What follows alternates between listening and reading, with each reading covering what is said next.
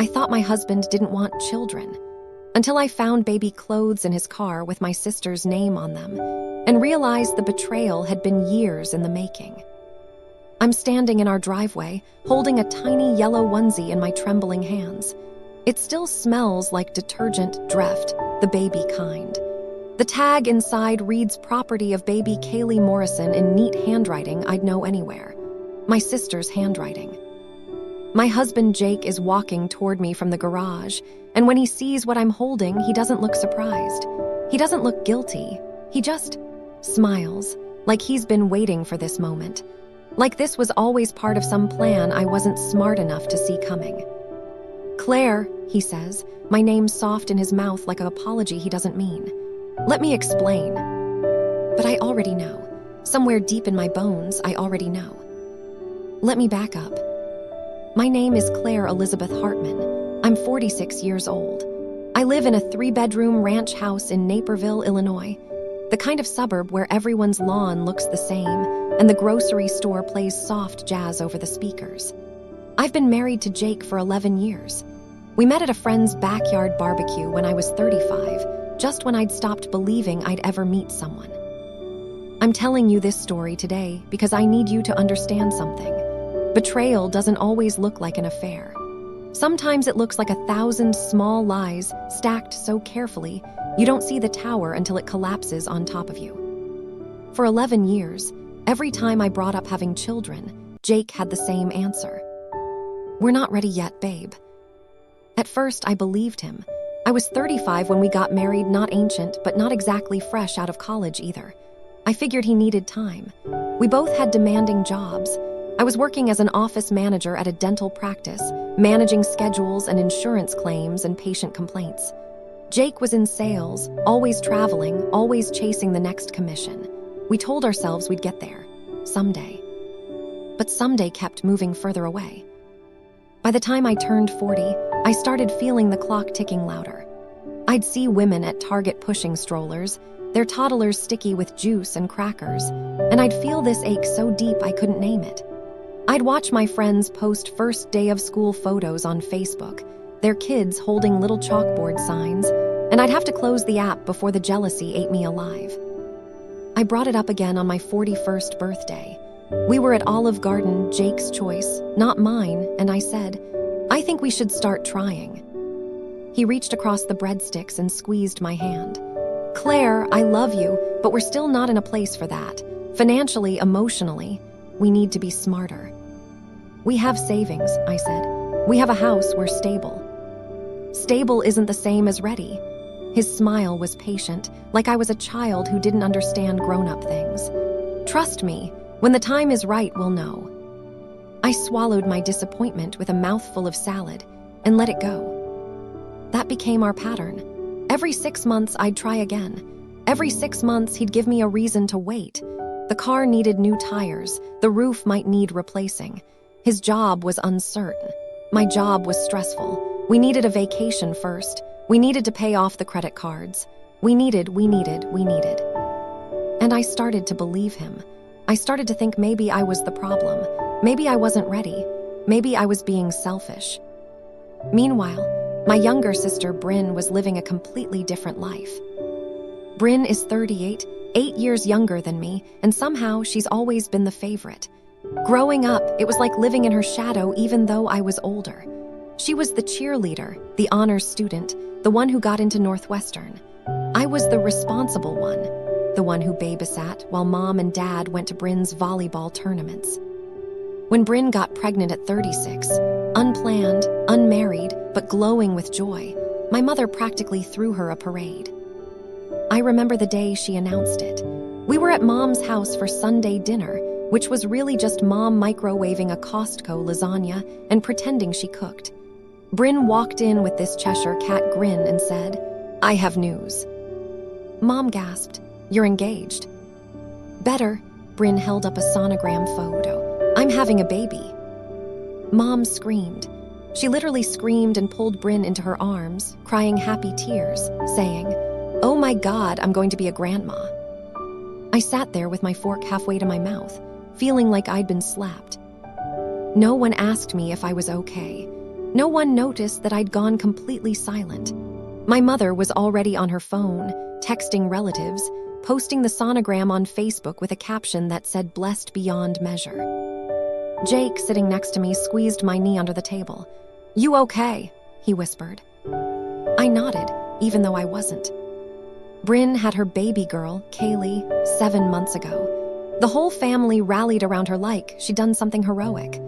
Mom organized a baby shower at her house with a ridiculous "Twinkle, Twinkle, Little Star" theme, complete with a balloon arch and catered finger sandwiches. She invited 40 people. She hired a photographer. When I asked Mom if she'd help me plan something someday, hypothetically, if I ever had a baby, she said, "Well, Claire, by the time that happens, I'll probably be too old to host." I laughed it off. What else could I do? But here's the thing that really hurt. Jake was obsessed with Kaylee. Every time we visited Bryn's apartment, Jake would scoop that baby up like she was made of gold. He'd coo at her, make ridiculous faces, walk her around the living room, bouncing her gently while she drooled on his shoulder. He looked so natural with her. And I'd watch him, feeling this sick twist in my stomach, thinking, this is the man who says we're not ready. Once I said something. We were driving home after one of those visits, and I said, "You're really good with her." "She's a sweet kid," Jake said, eyes on the road.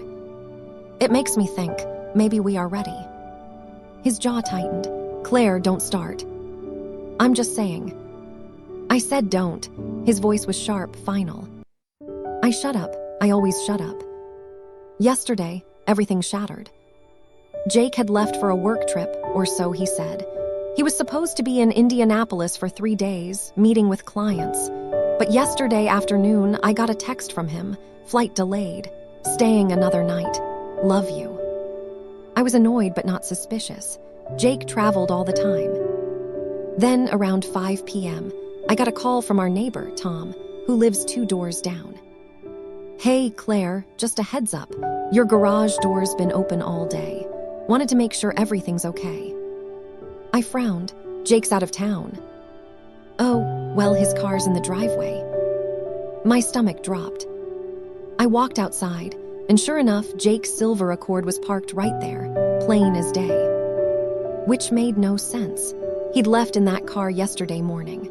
I'd watched him pull out of the driveway with his overnight bag in the backseat. I walked up to the car. The doors were unlocked. I don't know what made me look in the trunk. Maybe instinct, maybe God. But I popped it open, and there, sitting in a crumpled Target bag, were baby clothes. A yellow onesie, a pack of newborn diapers, a tiny pair of socks with ducks on them. And inside the onesie, on the tag, in Bryn's handwriting, property of baby Kaylee Morrison. I stood there, staring, my brain struggling to process what I was seeing. Why did Jake have baby clothes for my sister's baby? Why were they in his trunk? Why had he lied about being in Indianapolis? I pulled out my phone and called him. He answered on the second ring.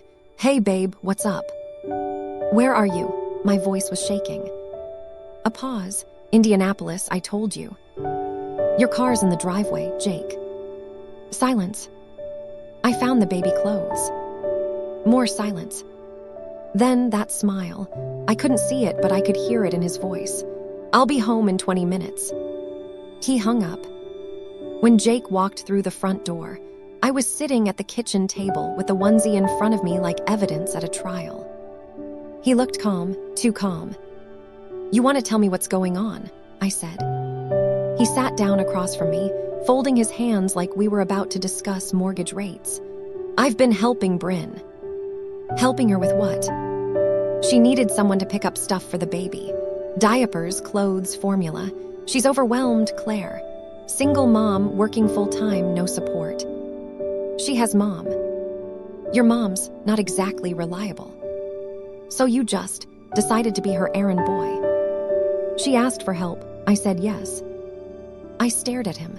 "You've been lying to me. For how long?" "I haven't been lying. You said you were in Indianapolis." "I was in Indianapolis. I got back this morning. I stopped by Bryn's before coming home." "Why didn't you tell me?"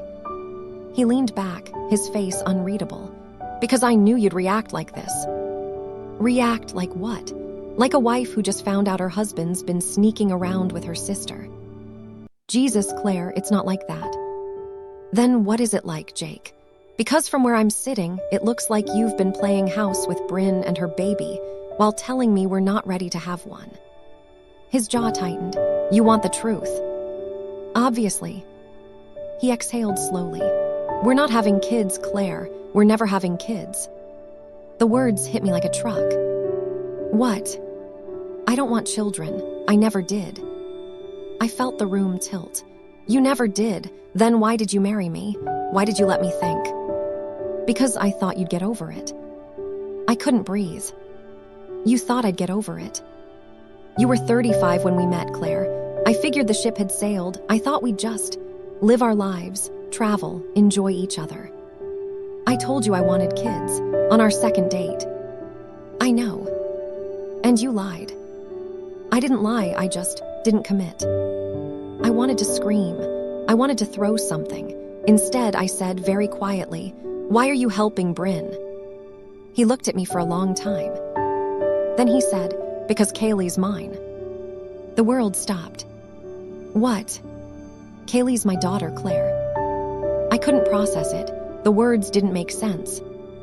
You're telling me you and Bryn. It was one time, a mistake. She didn't want anyone to know, neither did I. When? A year and a half ago. I did the math. A year and a half ago, Bryn had come to stay with us for 2 weeks while her apartment was being fumigated. I'd been working double shifts at the dental office because we were short-staffed. Jake had taken time off to work from home. You slept with my sister, in my house. He didn't deny it. And when she got pregnant, you both just decided to keep it a secret. She didn't want to ruin your relationship. Neither did I. How considerate. Claire, get out. Claire, listen. Get out of my house. He stood up slowly. Where am I supposed to go? I don't care. Go to Bryn's. Go to hell, just get out. He grabbed his keys and left. I sat at that table for 3 hours, staring at nothing. I didn't sleep. I couldn't eat. The next morning, I drove to my mother's house. Mom answered the door in her bathrobe, coffee mug in hand. Claire, what a nice surprise. Did you know? I said. Her smile faltered. Know what? About Jake and Bryn. She set down her coffee. Come inside. We sat in her living room, the same floral couch I'd grown up on, and I told her everything. When I finished, she was quiet for a long time. Then she said, Bryn told me a few months ago. I felt like I'd been punched. You knew. She was scared, Claire. She didn't know how to tell you. So you just let me keep living a lie. I thought it was better if you didn't know. Better for who? For everyone. I stood up. I'm your daughter too, Mom. I know that. Do you? Because it's always been Bryn. Always. She's the one you brag about. She's the one you throw parties for. She's the one you protect. That's not fair. Isn't it? When's the last time you asked me how I was doing? She didn't answer. I left. The next few days were a blur. I stayed home from work. I didn't answer calls. I barely left my bed. Then I got a text from Bryn. Can we talk? I didn't respond. She showed up at my house that evening. I let her in because I wanted answers. We sat in the living room, the same room where Jake had told me the truth, and Bryn looked at me with red-rimmed eyes and said, I'm sorry. That's it, you're sorry. I never meant for this to happen. You slept with my husband, Bryn. I know. In my house. I know. And you let me sit at your baby's shower, smiling like an idiot, while you knew the whole time that Jake was the father. She started crying. I didn't know what to do. You could have told me. I was scared. Of what? Of losing you. I laughed bitterly. You already did. She looked at me, mascara streaking down her face. I'm your sister. You were my sister. She left. But I wasn't done. Over the next week, I started digging. I went through Jake's computer, his emails, his bank statements. What I found made everything worse. For the past 7 months, Jake had been transferring money to Bryn. $2,000 a month, $60,000 total. Money I thought was going into our savings account, the one we'd been building for our future. But that wasn't the worst part. The worst part was this. 3 years ago, when my dad died, he left me a college fund, $50,000. He'd set it aside years ago, telling me it was for your kids someday. I'd told Jake about it. I'd put it in a joint account because I trusted him. And 6 months after Kaylee was born, Jake transferred the entire $50,000 to Bryn. My inheritance, my father's money, for his grandchildren. Jake had given it to Bryn for his daughter. I sat in front of my laptop, staring at the transaction history, and something inside me snapped. I didn't scream, I didn't cry, I got to work. First, I called a lawyer. I filed for divorce and made sure every shady transaction Jake had made was documented. Illinois is an equitable distribution state, which meant I was entitled to half of everything, including the money he'd stolen from me. Second, I called the IRS. Turns out, Jake hadn't been reporting his side sales income. $20,000 a year off the books. I provided documentation. Third, I contacted Bryn's landlord. Bryn had been subletting her apartment without permission, a direct violation of her lease. I provided proof. Fourth, I went to my mother's house one last time. I handed her an envelope. "What's this?" she asked. "It's a letter. You don't have to read it now. But you should know, I'm done. With you, with Bryn, with all of it, I'm not coming to holidays. I'm not answering your calls. I'm not pretending anymore that this family gave a damn about me. Claire, I'm not finished. You've spent my whole life choosing Bryn over me. Fine, you can have her. But don't call me when it all falls apart, because it will. It always does with her." I walked out. 6 months have passed. Jake and I are divorced. He owes me $130,000, the money he stole, plus half the house, plus spousal support. He's still fighting it, but he'll lose. Bryn lost her apartment. Last I heard, she's living with Mom. They deserve each other. And me, I'm finally free. I started therapy. I joined a book club. I adopted a dog, a golden retriever named Sunny. I'm thinking about going back to school, maybe getting my real estate license. I'm 47 now. I don't know if I'll ever have children. Maybe I will, maybe I won't. But I know this. I'm not letting anyone else write my story anymore. Outro. If you're watching this and you've ever felt invisible in your own family, if you've ever been the one who gave and gave while someone else took and took, I want you to hear this. You are not the problem. The people who overlook you, who gaslight you, who choose someone else over and over, they're the ones who are broken, not you. And walking away doesn't make you cold. It makes you strong. I spent years believing I wasn't enough, that I needed to shrink myself to fit into their version of what I should be. But the truth is, I was always enough. I just needed to believe it. So if this story sounds familiar, if you're sitting there wondering whether you should give them one more chance, please listen to me. You've already given enough. It's time to choose yourself. It's time to walk away. And it's time to build a life where you're not just someone's afterthought. You're not too old. You're not too late. You're not too much. You're exactly who you're supposed to be. And you deserve better. Thank you for listening to my story. I hope it helps you find the courage to write your own ending.